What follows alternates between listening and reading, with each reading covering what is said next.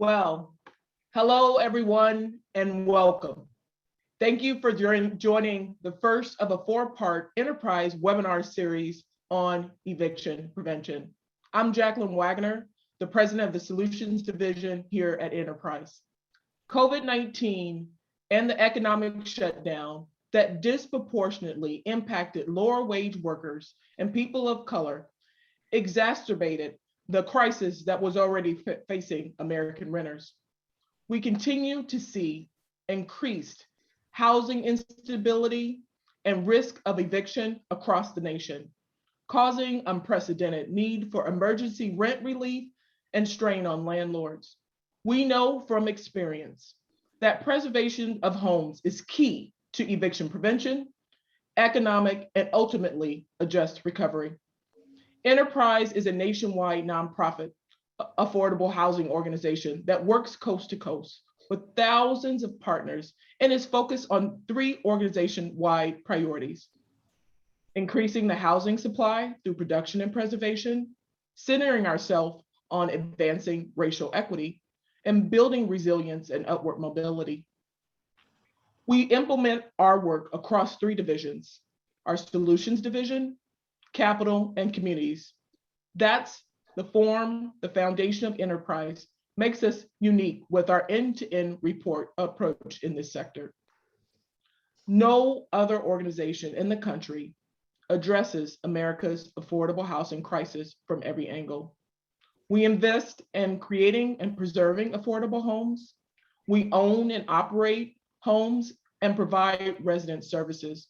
We advocate for policy and best practices that drive systems change. We operate on a national scale with a local on-the-ground presence in urban and rural communities across the country that enables us to listen to and learn from people we serve so that everything we do places them at the center. Eviction prevention and a stable, affordable home that people can afford is a fundamental goal of everything we do. And that's how we focus our work, particularly as renters struggle to recover from the pandemic and stay stably housed. Today's topic, eviction prevention as a preservation strategy, is a critical conversation focused on stabilizing both renters and the owners of rental properties to strengthen our communities for the long term. We have an all-star lineup on our panel today, who I'm honored to have with us. First, Ruby Valeria Schifrin, Director of Affordable Housing for the Chan Zuckerberg Initiative. Ryan Kuhn, co-founder and CEO of Avail. Andrew Jacobowitz, our own Andrew Jacobowitz, Vice President of Policy Development here at Enterprise. Sue Speakman Gomez, President of Housing Link. We are gathered today with over 750 registrants, and we're so excited that you took out time out of your busy schedule to join us. I'm going to turn it over to Jenny Rogers, our Vice President and Market Leader in Denver. Jenny?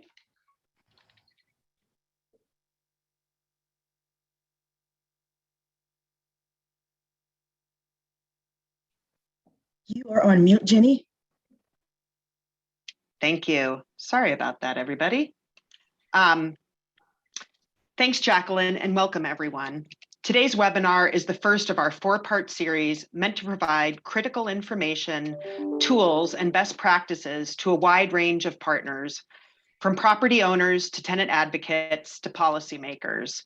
This four-part series is going to run from July to October, and we're super excited about the topic areas, content, and speakers that we've lined up. In the series, we're going to look at the nexus between eviction prevention and housing preservation, preventing evictions through the legal system, landlords as stewards of affordable housing, and moving upstream to prevent evictions. Look for more information and future webinar dates in the near future, as well as a research paper focused on upstream to eviction court, eviction prevention strategies, and best practices from around the country. Today, our enterprise team is honored to host Eviction Prevention as a Preservation Strategy, How Tenant Protections Can Ensure Preservation of Our Affordable Housing Stock. This webinar will explore the importance of small rental properties in the country's affordable housing ecosystem, the impact of the pandemic and the impact that's had on renters, and the housing stock and the ramifications for our long-term viability. Andrew Jakobovics will facilitate our panel today. Andrew, as Jacqueline said, has been leading many of Enterprise's multi-year research and policy efforts, identifying key strategies for preserving much of America's unrestricted stock. With that, I'll let Andrew introduce the panel and the event. Thank you, Jenny. So having already been introduced, it's my pleasure to introduce Ryan Kuhn, who is Jacqueline mentioned is CEO of Avail and the category manager for rentals at Realtor.com. He is a co-founder of Avail, a platform that improves the rental experience for DIY landlords, a term that I'm increasingly growing to love over mom and pop, and renters, and joined Realtor.com as part of its acquisition of Avail last December. Prior to co-founding Avail in 2015, Ryan was an investment banking associate at BMO Capital Markets, performing mergers and acquisition and equity capital markets transactions for financial services firms. And outside of work, he's an active in the Chicago tech community and serves on the board of directors of La Casa Norte, an organization fighting youth and family homelessness in Chicago. Following Ryan's presentation, we'll hear from Ruby Bellaria-Schifrin, who is the director of the Housing Affordability Program at the Chan Zuckerberg Initiative, or CZI, as it's known. CZI is dedicated to finding solutions that make housing more affordable so people from all backgrounds and income levels can live, work, and thrive in California. Prior to CZI, Ruby worked in real estate as a developer for multifamily mixed income projects for Lennar, and previously in commercial real estate at JLL. She's worked internationally at the Housing Department in Johannesburg, South Africa, where she managed an in-situ upgrading pilot project. And she started her career as an organizer for environmental and social justice organizations like Earth Justice and Corporate Accountability International. And she has a strong commitment to equity and social justice and brings her unique mix of advocacy and technical experience to CZI's housing work. Our third speaker after my presentation is Sue Speakman Gomez, who is the president of HousingLink, and she's been with HousingLink since 2002, initially focusing on landlord outreach, over time expanding responsibilities for all community relations, and then in 2010 becoming president of HousingLink. She grew the landlords using HousingLink over 400%, and the housing search have increased at the same pace. Prior to HousingLink, she worked for Anoka County in the Community Development Department, and since 1999, she's also managed rental property in Anoka. She currently serves on the board of directors for Mediation and Restorative Services. She previously served on the Minnesota Council of Nonprofits Board and the Minnesota Multi-Housing Association, Metro-wide engagement for shelter and housing, and the Unity North Spiritual Center. So looking forward to really some terrific presentations and a robust set of conversations, and I will now provide a small backgrounder on the small and medium-sized multifamily housing stock. This is sort of a primer on what we affectionately refer to as SMMF. Next slide, please. Thanks. This research, I should acknowledge the support of the JP Morgan Chase Foundation. They've been tremendously generous over the years that I've been studying small and medium-sized multifamily and growing an understanding of their role in the affordability for low and moderate income households, which we'll talk about, as well as the importance in the stock overall. So we define small and medium-sized multifamily as unit buildings with 2 to 49 homes in them. So that's sort of the 2 to 4 unit buildings that are served by the single family finance sector, as well as everything from 5 and up that is typically served by commercial real estate, are the sort of the 2 financing channels. And we'll get back to financing a little bit later in the conversation. But as you can see, the fact that it's almost half of the rental stock out there is a lot more than most people think. But at a high level, it tends to house lower income renters than either single family homes or large multifamily buildings. And most of that stock is unsubsidized, but it actually does have a concentration of occupants of residents who use tenant-based rental assistance to be able to afford the homes. One of the other things that we know about this stock, at least pre-COVID, and some ongoing research that we're looking to start to begin now, is looking at what's happened during COVID, is that this stock in general tends to sell on a per square foot basis for less than either single family homes or large multifamily properties, even after controlling for structural attributes and neighborhood effects. In fact, before COVID, a survey that we did an analysis across 10 large metro areas found that compared to 50+ unit buildings, smaller multifamily properties sold on average for 17.4% less on a per square foot basis, with the greatest discounts the smaller the property. Next slide, please. So the question is, who lives in these smaller properties? And one of the things that we know about the occupants of small, medium-sized multifamily is that while nearly half the residents are white, the majority, slight majority, are BIPOC individuals or households headed by BIPOC individuals. What you'll notice, sort of the upper left corner of the chart here, of the table, that non-Hispanic whites also tend to live in single-family homes at a much higher percentage, almost half the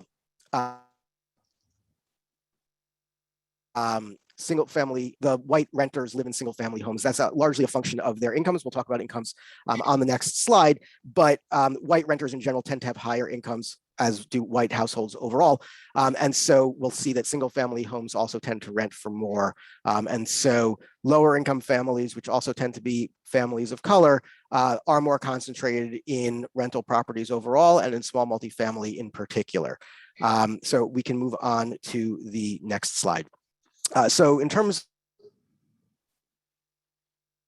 of who lives in small multifamily properties and SMF by income bands, the next to last line here, SMF share of renters. So you can see that until you get to 80% of area median income and above, the share of the overall stock is concentrated in small and medium-sized properties. So the lowest income households, more than half of them, 51%, live in SMMF. Actually, a very significant number of households earning between 30 and 50% AMI. That's the largest concentration of any of the income bands are SMF renters, and it declines consistently as you get into higher income bands. Again, and looking at the share of households in terms of percentage of households who are headed by individuals of color, again, highest concentrations in sort of a straight line decline as you go up the income band. So really, again, you can see how the share of renters, particularly those with the deepest affordability needs, are concentrated in small and medium-sized multifamily properties. Next slide, please. So what this slide shows is the source of affordability. That this shows the rent per square foot based on the size of the building. And as you can see on a per square foot basis, whether you are adjusting for quality, which is sort of the bottom two lines are very close to each other throughout, as well, which is basically whether you are including or excluding subsidies, sort of the slight difference in the two on both the top line and the bottom line. So adjusting for quality, you can see again a consistent rise, as well as sort of just the weighted mean by category coming from the American Housing Survey. This is actually 2013 data because the study that we were doing this for was part of a longitudinal look back at affordability over time. And the 2013 survey used repeated surveys over time of the same population of units, which is why we didn't include more recent surveys in this analysis for anybody who sort of follows this stuff at home. So the upper line is just the sort of the stated rents, the weighted means by category, again, with and then without subsidy, or sorry, without subsidy and then with subsidy, which affects sort of towards the upper end a little bit of the differential, but not very significant. And again, you can see a consistent rise in per square foot rents as the building gets larger. Some of that is a function of the fact that large buildings tend to be in urban areas tend to be more expensive. But even if you adjust to some degree for geography, we do find that small and medium-sized multifamily properties are prevalent almost at comparable rates in urban areas, suburban areas, and even in rural areas. So as a share of the overall rental stock. Okay, so with that, next slide, please. So you may have noticed on the last slide that the single family per square foot basis rents were the lowest of any of the categories. But the analogy I like to use is like walking into Costco and buying a vat of ketchup when all you need is a ketchup packet. You can't buy or sort of occupy less than a single family home, and they tend to be a lot larger. So when you multiply the size of the home by the rent per square foot, rent as we typically think about it, rather than the way economists tend to think about these pricing, will show in fact here that all the way on the left side, single family homes are more expensive than basically any category of small to medium size till you get to about 40 to 49 units. The largest of the subgroups within small and medium sized multifamily. And again, 50 plus units, which actually tend to be smaller than other units. I don't have a depiction here of a relative size of units, but 50 plus units again tend to be much smaller than certainly than single family homes, but even 2 to 39 unit units in 2 to 39 unit home buildings. So again, you can see here that the lowest numbers are smack in the middle, 2 to 4 unit buildings in particular, as well as 5 to 9, 10 to 19, get a little uptake in above 20 and 30, and then a jump 40 and 50 plus. But if there's no other takeaway, it's the fact that the most affordable rents are in the smallest properties. Again, setting aside single family rental buildings. So next slide, please. So we're now missing, I don't know if everybody else is missing the logos at the bottom. So I will now walk through who is what, but the light blue bands on the left are individual owners. The top line is single family. The next line is 2 to 4 unit properties, 5 to 24 unit properties, 25 to 49, 50 to 99, 100 to 149, and 150 and above. Moving from left to right is individual owners. That also includes trustees, etc. The dark black are LLCs or LLPs, and then the small numbers are everything else. The red on the end is where the rental housing finance survey doesn't. It was not a non-response, certainly single family, but even within the 2 to 4s predominantly, as well as the 5 to 9 sector, those light blue bands are your individual investors, which is something that Ryan will go into in much greater detail. And so I will turn it over to him.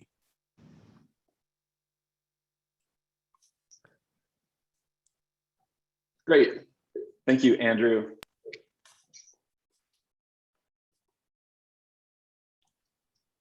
Adrian, are we able to get the slides up? Perfect. Okay, go forward, please. So thank you again, Jacqueline and Jenny and Andrew for having me today. Ryan Kuhn, co-founder of Avail. I also now lead the rentals business for Realtor.com. So I'm deeply familiar with everything related to rentals. Here over the next few minutes, I want to touch on just a few things. So market landscape, the Avail data and coverage, and then current challenges that we're seeing. So if you go forward, I think a lot of us in the housing industry spend a lot of time, maybe a disproportionate amount of time focusing on institutional investors. These are folks like Greystar, Avalon, Equity. They oftentimes are very well represented by large industry organizations. Go forward, please. The other half of the market, though, are these independent landlords. And these are oftentimes individuals, busy full-time professionals, part-time landlords.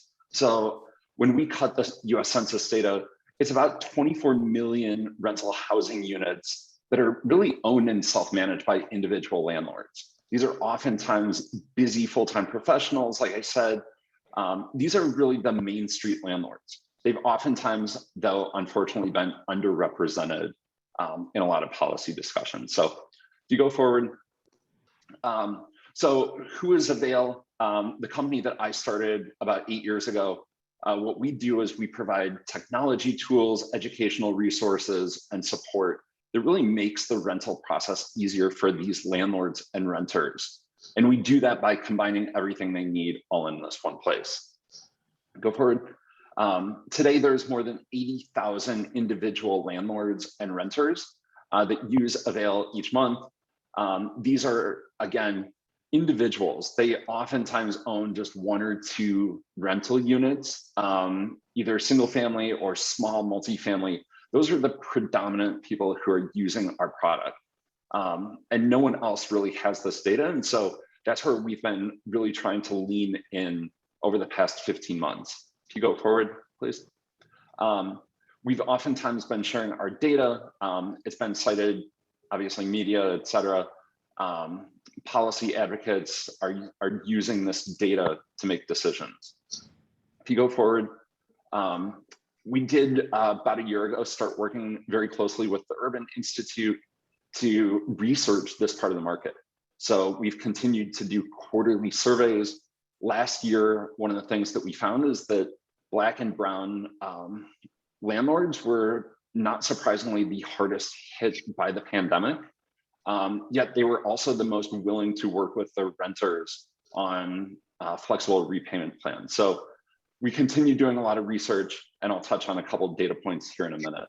But if you go forward, in addition to the data that we're collecting and gathering, we're also proud to be working with CZI along with Enterprise as part of the Delrock program that I know Ruby will touch on a little bit later.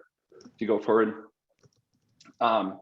So looking at the payment rates over time, getting a little bit more granular into the data, we've continued tracking payment rates, both at a national level and really focused on kind of state and local areas.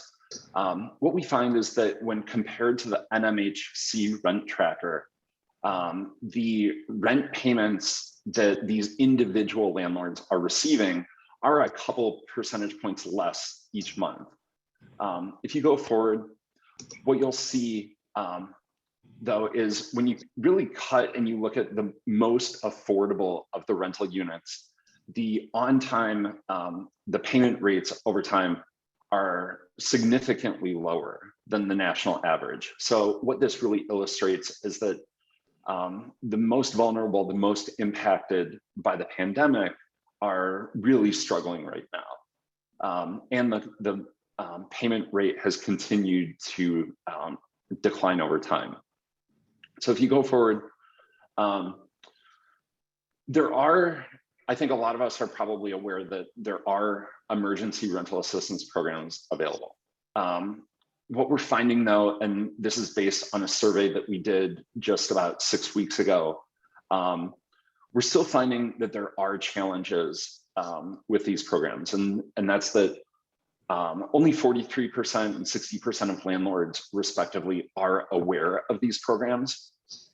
And it's even more dire when you start looking at, well, who has actually, not just who's aware, but who is actually accessing these. And when we look at landlords who have not received all of their rent and are presumably eligible for the programs, what we find is that only about 14% of those landlords have actually tried to access the program. So there's a lot of challenges out there that we're seeing. And despite all of these programs existing, if you go forward, what we're finding is that there's a lot of problems, I'd say, brewing below the surface. So number one, what we're finding is that a lot of landlords are, unfortunately, they're not receiving rent. Their renters are understandably struggling. Landlords don't receive rent. The landlords are unable to afford to maintain and repair the properties. What we're finding is that about a little under a third of landlords have had to defer maintenance work. And when we look even more granular at the type of repairs that are being put off, what we find is that 27% of the deferred maintenance is structural and 28% is plumbing issues.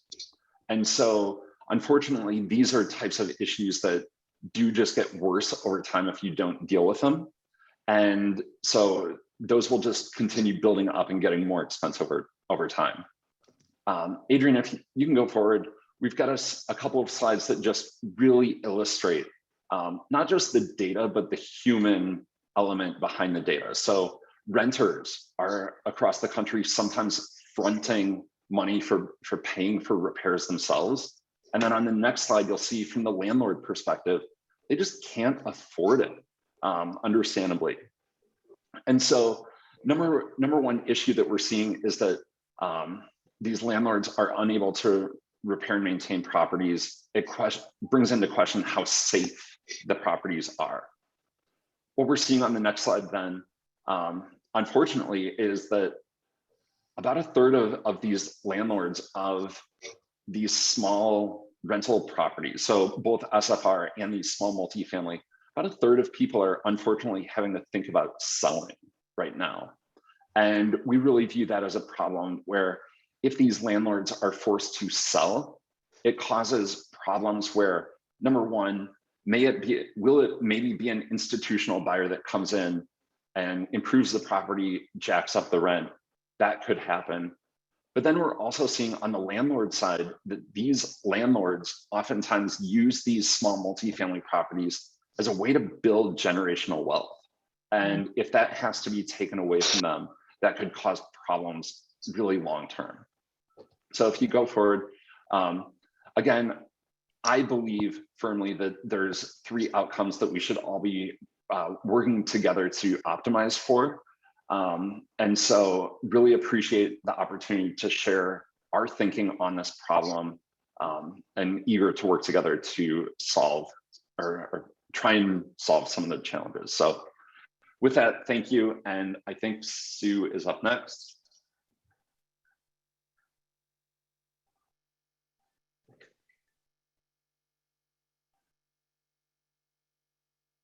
We're going to go to Ruby and then Sue. I'm sorry.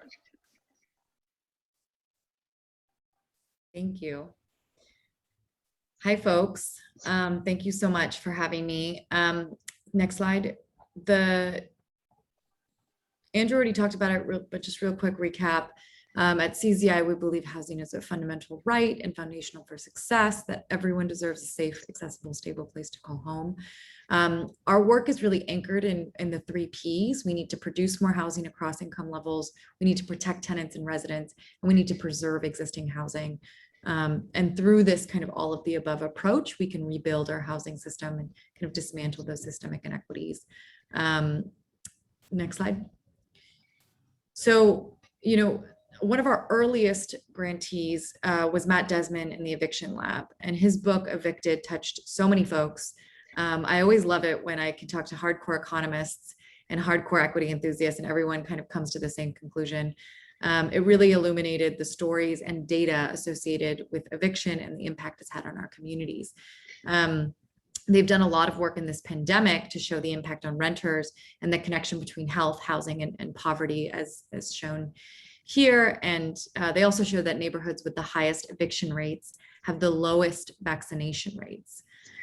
So they're really helping to drive home that message that the lack of affordable housing sits at the root of a host of social problems: poverty, homelessness, educational disparities, healthcare.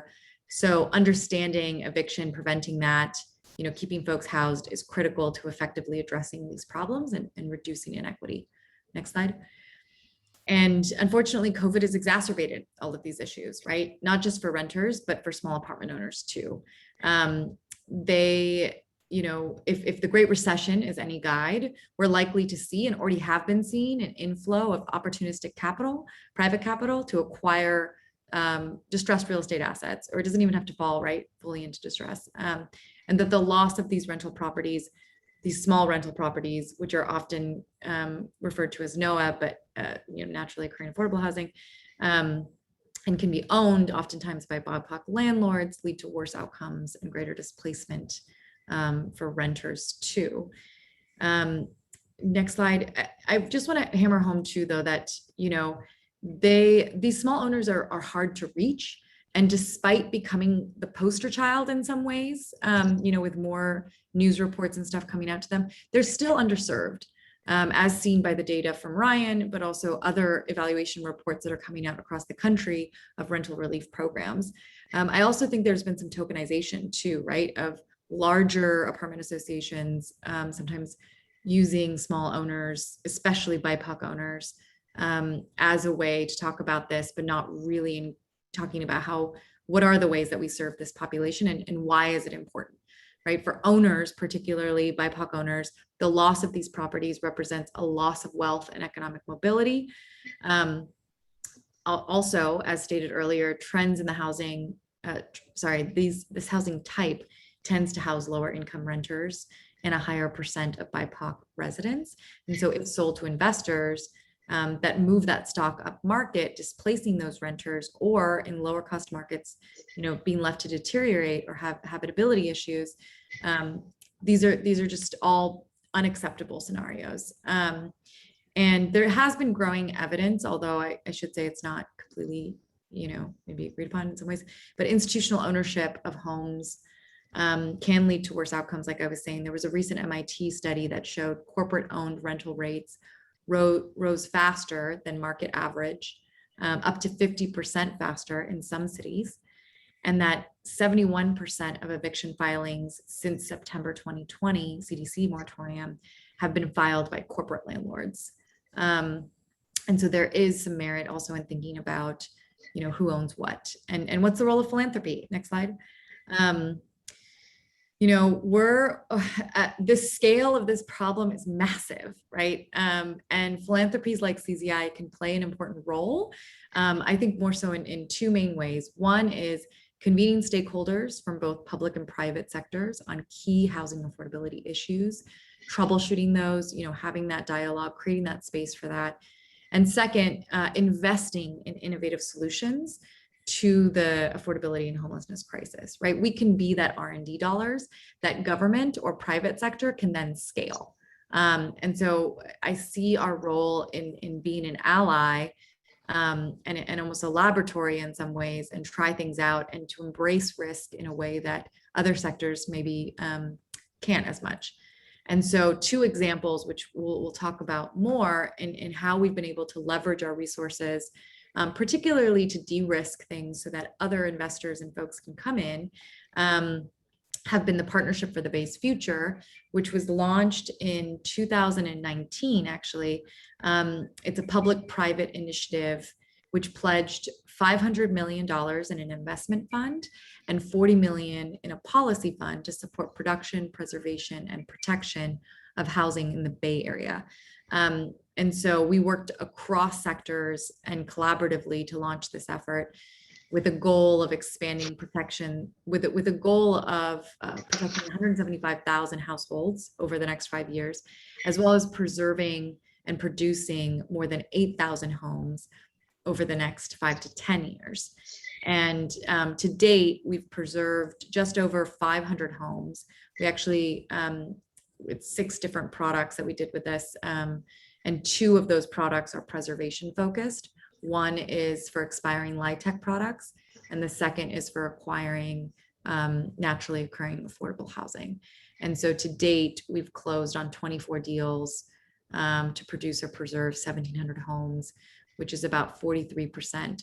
Oh, I should mention we're on track to close on 3,500 units, which is 43% of our goal. So that investment fund is for the 5-county Bay Area. The policy fund is also geared towards jurisdictions to help them implement a production, preservation, or protection policy solution. And so our last grant making round on that was focused on preservation and protection and first right of refusal and kind of TOPA, COPA, tenant opportunity to purchase was a huge focus area for local jurisdictions here. And I think what's so key about that is that the whole key of public-private solutions is that we need both, right? We need that investment capital and we need policy change. And then the second, which is more specific to preservation, is our recently launched local renter owner collaborative. So we've done this in partnership with a local nonprofit in LA, in Los Angeles, CRCD, Enterprise, and Avail. And what this really does is help create, it's focusing on mom and pop BIPOC landlords in South LA to improve the financial health of their properties and continue to provide that housing for local residents. So It offers rent relief, tech tools, including Avail's DIY, property management services, capital improvements. So folks can actually get money for deferred maintenance issues on their building. And we're also working on a suite of other packages to help lower their operating costs, because that tends to be a huge driver of why they're not able to maintain the property. So I'll stop there. I know we're going to probably go into some more details there, but hopefully just gives a little bit of a sense of the type of solutions that philanthropy can help catalyze.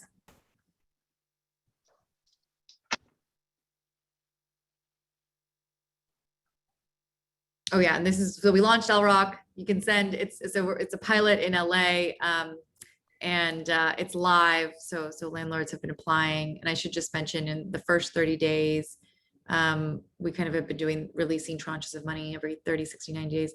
First 30 days, 56% of the applicants were African-American, which is exactly who we were trying to target in a lot of ways. And so I'll pass it to Sue now. Great. Well, thanks, Andrew, Ryan, Ruby. This is all really interesting.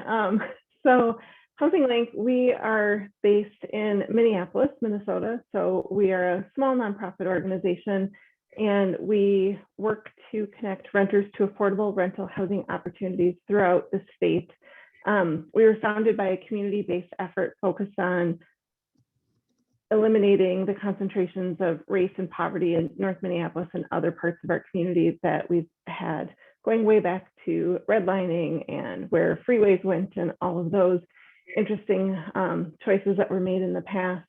Our organization really focuses on simplifying those complex affordable housing programs and getting them into the hands of renters, and making sure that renters are empowered through increased access, choice, and equity in housing in our community.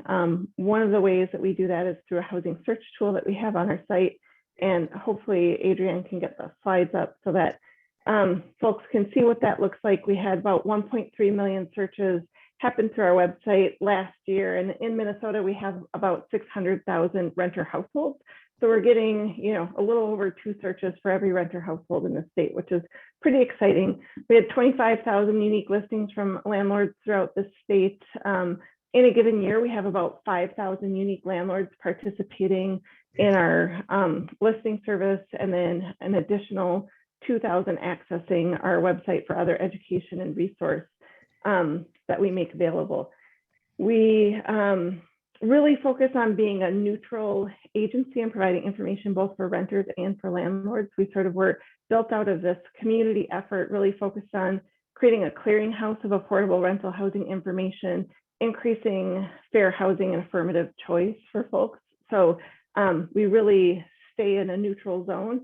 However, because of our unique relationship with landlords, we're often pulled into conversations to help represent the landlord side of things in policy discussions. We work with both large industry and small owners. A lot of the large owners in our state have direct listing feeds where we pull their data into our site, and small owners directly enter their properties through us. We don't have source of income protections in Minnesota except for the city of Minneapolis. And so we do see that 80% of the listings to our site are willing to accept a Section 8 voucher or work with other tenant-based rent subsidy programs. So I'm here today to talk about a little bit how we have worked to develop these landlord relationships over time. So I'm going to kind of go through some of the key things that we've learned over the years. We can go to the next slide. And one of the most important things that we've done is build trust in the community with landlords to get them engaged in our resources and connecting to renters through our organization. A huge way that we've done that is really focus on how we're engaging with landlords, what terminology we're using, making sure that we understand the business and their perspective, not only the renter perspective. And we treat them as a partner in working with our organization and the programs that we create, or the ones that we're representing, like the Housing Choice Voucher Program. Without a landlord willing to accept a voucher in Minnesota, a renter can't use it. So those are both equally important. And we work hard to make sure that they feel invited into the programs and opportunities. a huge way that we've done this is by building out some communication strategies that work with all of the partner organizations in our state. So as we go to the next slide, and I sort of pulled out that we really focus on working with our local landlord association, the Minnesota Multi-Housing Association, and we have some in cities and regions of the state throughout Minnesota. There is quite a digital divide in Minnesota with, the core cities having great access to the internet, and then parts of greater Minnesota don't have good bandwidth. And so we have different strategies in those communities. We work a lot with local agencies, the housing authorities that issue Section 8 vouchers, so that we partner with them when they're mailing checks out before ACH, and now more recently in their e-newsletters and things. But they still do a lot of paper mailings, and we make sure that our information is included in that, and we help distribute resources through those connections. We partner with local government. On the slide is some micro trainings that we did with the city of Minneapolis when they launched the new renter protection ordinances that we have, that were really short, simple, easy to walk through trainings that supported owners of every size, but really we were targeting those smaller owners with 49 units or less in creating those materials.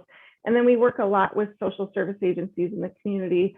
There's a lot of organizations doing great work, and they have partnerships with landlords. So we support them in those relationships they all point landlords to advertise vacancies through HostLink. We help support with education and resource, and then that gets them a ready list of landlords when they have renters who are looking for housing. And so that sort of collaborative approach has been really important and valuable here in Minnesota. The other thing that we've done with landlords is, in addition to fair housing and trainings on local ordinances, we've done other education events and programs and partnered with Minnesota Housing, our state housing finance agency, on some trainings around how to apply for the funds under the CARES Act for the COVID Housing Assistance Program. More recently, under the ERA funds, we've got the Zero Balance Project, which focuses on landlords being able to initiate the application and then inviting the tenant to come in and finish the application. And so we work really hard to collaborate with government and nonprofit to make sure that we're thinking about how do we pull people in and landlords in to participate in resources. And one of the other things that we've found to be really important, especially in working with the government programs, is planning to be responsive to landlords. There's a lot of different skill levels that people have. Some people still don't use a computer and do paper-based accounting. And so getting them to apply for Zero Balance Project or our Rent Help MN program requires a lot of hand-holding. And so we really focus on making sure that we plan for enough staff time to support landlords who are accessing new programs for the first time. So we actually have a whole segment of staff set aside for that work right now under that Zero Balance Project. And we can go to the next slide and just look at some of the results of the work that we've been able to do over the last 20 plus years. And that's, we've got the 5,200 landlords annually that are working with us. Just about 90% say that using our site helps them fill a vacancy easier, and that 76% saying that we save them time, have been some of the ways that we really have focused on helping improve the landlord's workflow so that we can get renters into affordable housing, help them have more access and choice in where they want to live. So that's our approach to how we've done this. And it's been, you have to really make sure that you allow for staff time, because it was a lot of in-person meetings to begin with. And then building on that over time, there's a huge network of relationships among the landlord community, and building that trust is really critical to getting ongoing engagement and participation. So with that, I'll turn it back to Andrew. Great, thanks so much, Sue. In the interest of time, we've got a whole bunch of panel questions teed up, but I'm going to sort of blend some of the questions that I had prepared for us to discuss with some of the questions coming in through the Q&A. There's certainly a lot of overlap, so it's nice to see that we're all on the same page at the moment. So one of the comments / questions was about rent subsidies and kind of the value that it's brought writ large, right, in terms of the expansion of rent subsidies has really been a success story in terms of the COVID response. And one of the questions is, how do we see that sort of extended and make sure that it's reaching, and Sue, you talked this a little bit, so I don't know if you want to elaborate a little bit more, but right, really reaching the residents of small properties, right? Ryan shared some stats that, 43% of their tenant base, was unfamiliar, 60% of the owners, also, right? So like there's just, there's an information gap, right? And then there's also the process gap, where the folks who, have historically, right, we know that from work that the Eviction Lab has done and some others, right, that smaller landlords tend not to evict as quickly, whereas larger landlords who either have, attorneys on staff, or it's basically just a collection, part of their inherent collection process, right? It's all automated, and like the moment the rent is late, right, we just click the button and we move forward, right? It's an automated process, as opposed to smaller landlords who tend to have more personal relationships with their residents, may not want to rock the boat, will be more willing to work with them. But, again, as Ryan mentioned, the arrearages hit them the hardest. They've got the shallowest pockets rather than the deepest pockets, right? And so how do we kind of put our finger on the scale to ensure that those residents are protected, sort of in the short term with the availability of emergency rental assistance, but then looking to the long term, right? What are some of the strategies that you think kind of hold the most promise? We've thought and have argued for, in a lot of instances, both at the state and local level and at the federal level, for protection for tenants based on source of income, sort of baking those protections in, sort of accepting vouchers as part of sort of any program that you're going to conceive of that has some degree of subsidy attached to it, whether explicit or implicit. So sort of really thinking through, like, what is both short term, how do we get the assistance to folks who need it, but then longer term, how do we design the systems that make it simpler on both sides of the equation, right? Both for the landlords and the tenants to access that kind of support, which is so critical for the lowest income residents. And I'll just throw it open to the panel. I think one of the things that we're fortunate to have in Minnesota is part of our eviction moratorium Offramp that we have in place. We actually are requiring a 15-day notice prior to being able to file an eviction that landlords are required to give to everyone. And as part of that notice, renters are proactively connected to the rent assistance programs available through all of the COVID relief programs, as well as mediation services and legal aid services. So because it's the 15-day notice, it is prior to eviction being filed. And if they have an open application that's active with those housing assistance programs, then the landlord can't proceed with an eviction, which is super exciting. So we're very fortunate to have that in Minnesota. I think some of the things that we've done is really focus on making sure that all of our communications are available in multiple languages. And we've partnered a lot with community agencies, social service agencies, BIPOC agencies in getting the information out, not only to landlords, but also to renters in the community, so that either party can sort of bring the information to the other person and access the programs. So we've really focused, and we've partnered with the state. The balance of state is under the Rent Help MN program. And so sort of co-promotion has happened for all of these emergency rent assistance programs. And I think that's been a key resource that we've been able to bring to the table.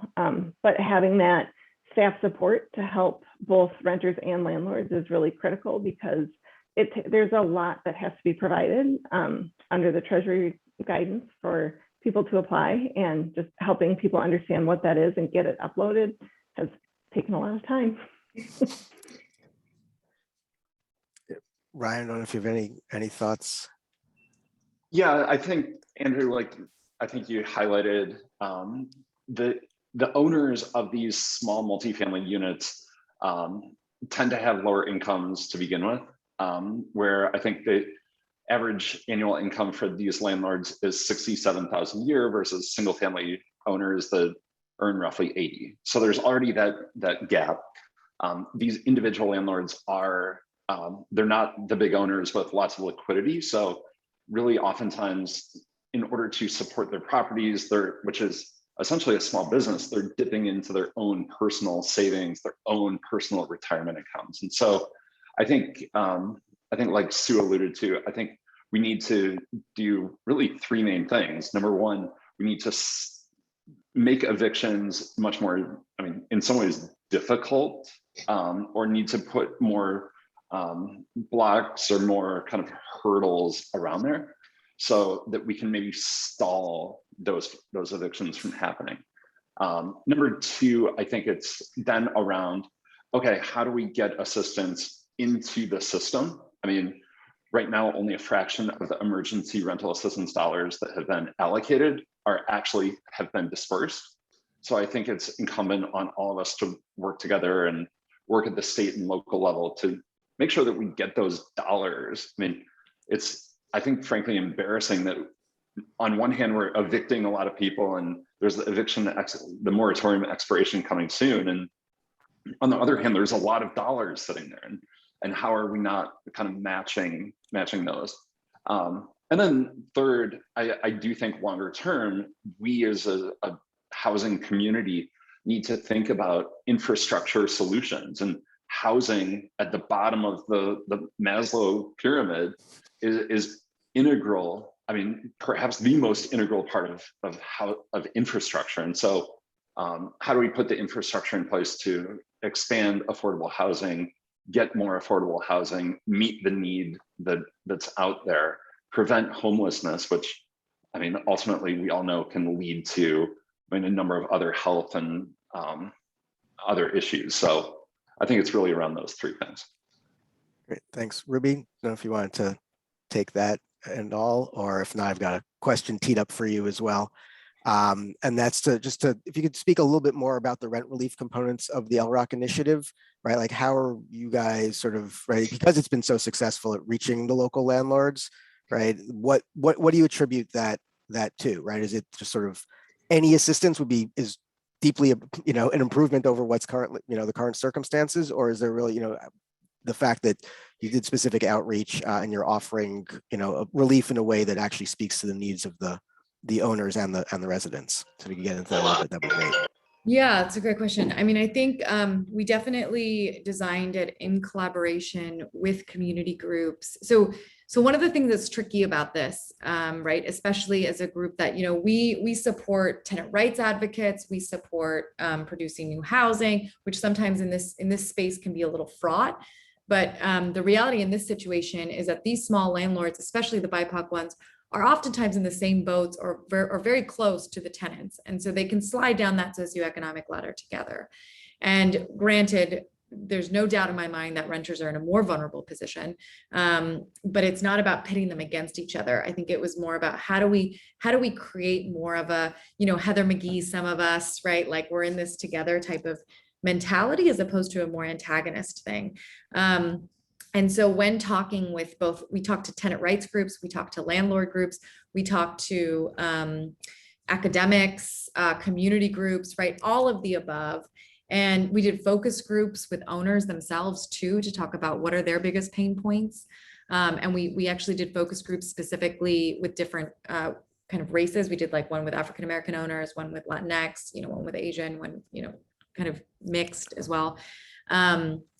And a couple things really stood out. One is the level of, and I don't mean this in a bad way, but like the level of handholding needed, right? Like, a lot of these folks don't, this is they're DIY property owners, right? They sometimes live in one of the units and rent out the next one, or they live down the block or something. A lot of times they're very local, and that's what we wanted to prioritize too, is that keeping these properties in local control. Because the reality is that even if in a beautiful opportunity that would happen where these come to the market, and then you have enough nonprofits or government sector folks to buy this up, we don't have that capital, and we do not have that capacity.